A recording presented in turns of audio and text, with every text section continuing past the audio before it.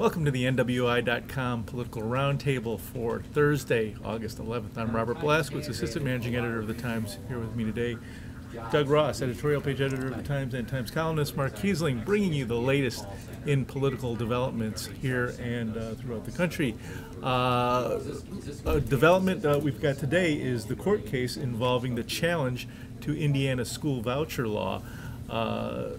People who are against the law arguing that it's unconstitutional. A judge will rule on this next week. Where do you think the case is going to go, Doug? Well, I don't know. Yeah. I think the state's argument, in part, in saying that a church school is not a religious organization is pretty weak, frankly. I mean, anybody who sees a school being run by a church knows better. I mean, especially when there's religious instruction involved. Remember, not every private school is a church-run school. Right. You can go to Forest Ridge Academy, and it's not a church-run school. I see this as a challenge to the status quo of our schools, and I think the judge may come down on the side of vouchers. Well, I think that's clearly the way that the country is headed.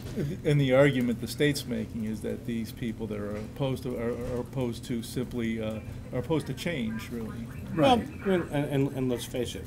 I sent my children to a parochial school. Right. But that did not stop me from having to pay taxes for the local public schools. And that was something I never objected to. I mean, I never challenged that. I never said, oh, my kids aren't going to those schools. I don't want to pay for that. I realized the value in public education. And I thought, if I want to send my kids to a private school, then, that was my decision. Now, the counter argument is, yeah, that's your decision. You can pay for it. Well, and here's the crux of the controversy right now, is that what it all boils down to is, does the state support the schools, or does the state support the education of that child wherever that child goes? They could care less where that child goes. And that's really the debate that is going on right now. And there are a lot of people with a lot of vested interests on either side. Public schools that have had the strong support of the government, well, they are an arm of the government for decades. And then there's the question of why shouldn't I have the dollars follow the child from public school to public school? Then if that's the case, then why shouldn't it go to a private school as well, regardless of what type Well, now of let's private remember, school? before about 1890, there were no public schools. Everyone was either homeschooled, or they were taught in a for a lack of a better term, a private school.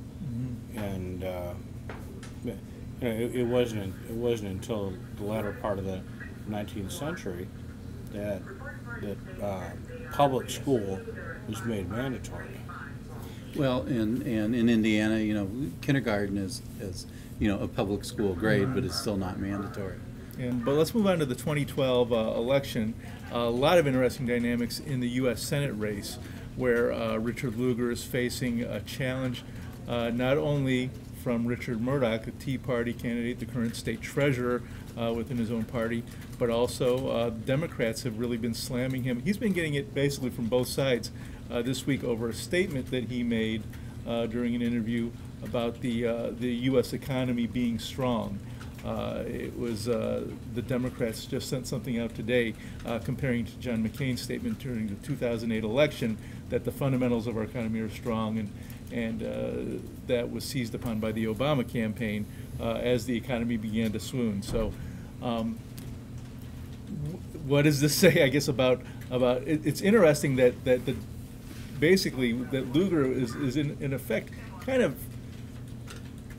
carrying the same line that the Obama administration is, that we have strength in our economy. Our economy is slowly coming. The recovery isn't as strong as we would like it to be, but it's slowly coming back.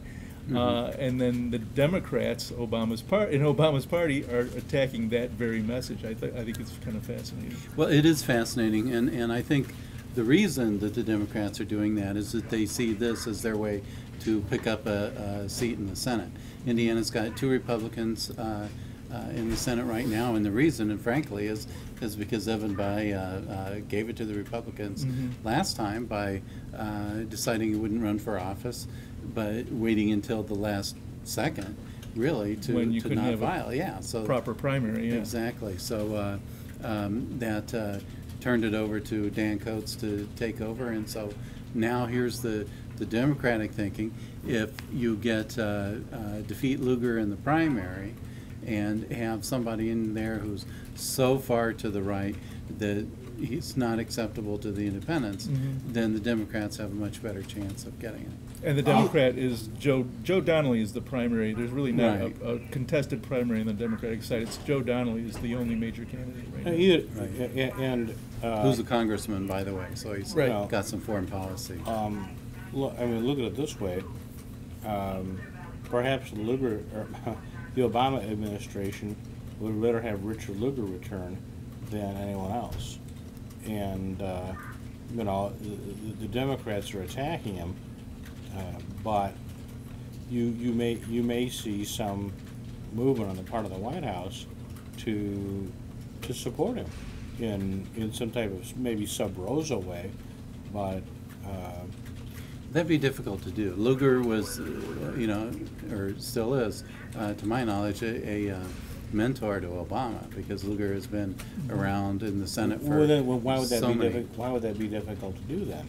Well, because Lugar is running with Republicans, and so here you have a Democrat saying that he's a very good statesman and politician. And Lugar has supported the White House and things like this, the treaty, the START treaty. So that is a big part of it too. Right, but you're getting a lot of people who are rabid conservatives out there. Yeah. Well, I don't think regardless of what people might say outside of the state, I don't think Indiana is a state full of rabid conservatives.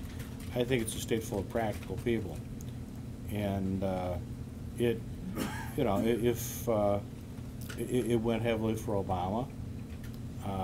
But all those Democrats aren't voting in the Republican primary. No, Right. no, they're not. They could. It's But- an open but primary. some of them will. Some of them will. But So not only will some of them do that, and a majority. I mean, we've seen a majority of county Republican chairmen come out in favor of Murdoch. So there's a dynamic going on within the Republican Party that is hard to figure out and to see what's going to happen with it. That dynamic might change, actually, Right. because Mike Delph, state senator, is talking about running in this race as well. He hasn't decided yet, but he would be an interesting choice because he's very well known statewide for being somebody who's been on anti-immigration. Yeah, he's been very legislation. outspoken on the topic of immigration, which he's not going to capture any Lugar supporters, I don't think, because Lugar is someone who supported the DREAM Act and Right. got a lot of flack for that. So if anything, Delph would be someone who'd probably siphon voters off of Murdoch, helping Lugar. So I'm sure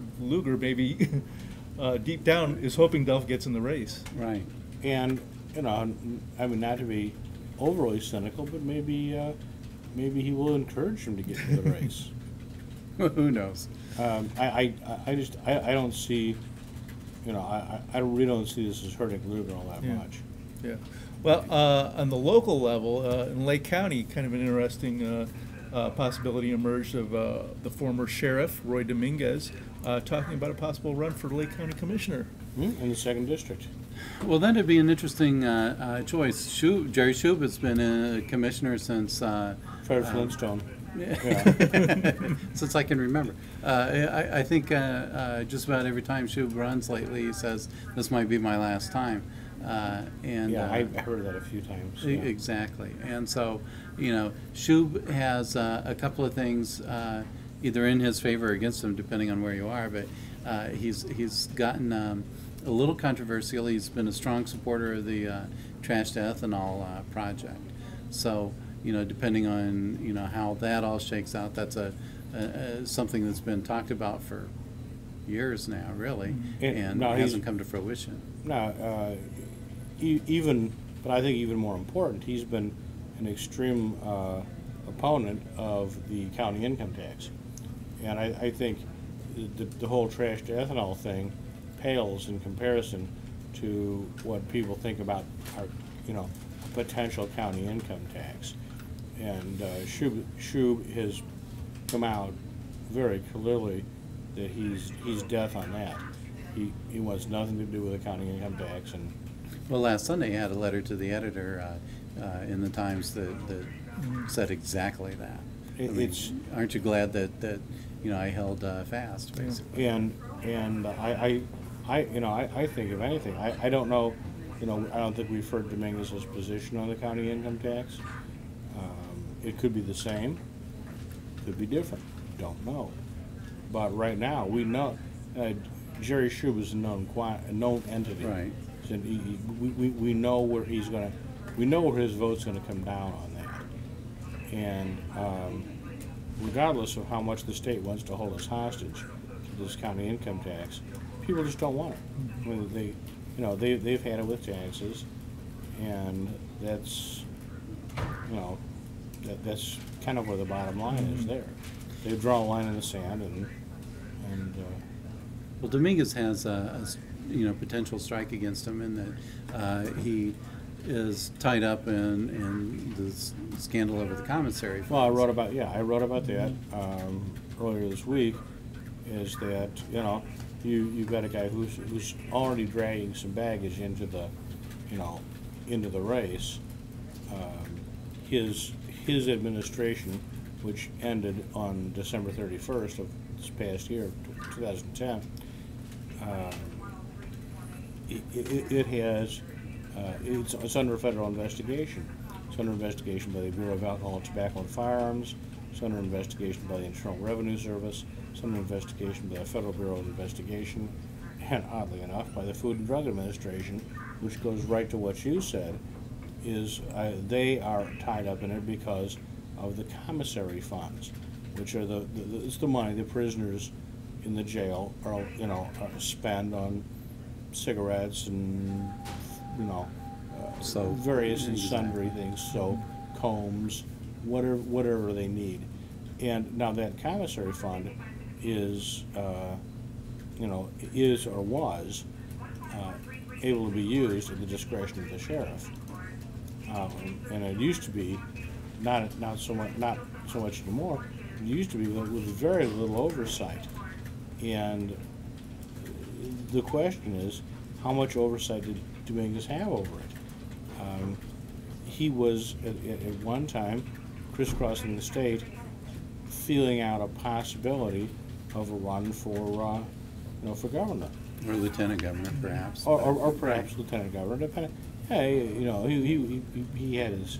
He was building name recognition, right. In any case. That's what he was doing. He was building name recognition, and he kind of left, for a lack of a better term, the foxes in charge of the hen house, and they were allowed to spend the commissary money any way they wanted to. And now, those are the people under investigation for use of that commissary money to buy things that may well not should have been bought. And, you know, that's all tied up in the investigation. We won't know the results for some time. Well, then where's the buck stop? But does it stop with them, or does it stop with Dominguez? I mean, should Dominguez have been? Those are questions he'll probably have to answer if he gets into a campaign. So I mean, should he been keeping? And if he's elected county commissioner, who's to say that maybe 6 months into his term, he decides he doesn't want to move to some other statewide office and start campaigning for that? I mean, it's certainly not beyond the realm of possibility in Lake County, where you had Tom Philpott campaigning for, I think, sheriff, clerk, and coroner all at the same time, sort of. Well, he was clerk. He won. Right. He won the coroner's office, and then campaigned for sheriff. So I mean, it's not. It's certainly not out of the question in Lake County. That, Well, it's going to be an interesting race Yep. no matter what. Sure. I think that's all the time we have for this week. Next week, we're going to be on hiatus. A couple of us are going to be taking some time off, so we're going to be back with you in 2 weeks. So until then, thanks for watching.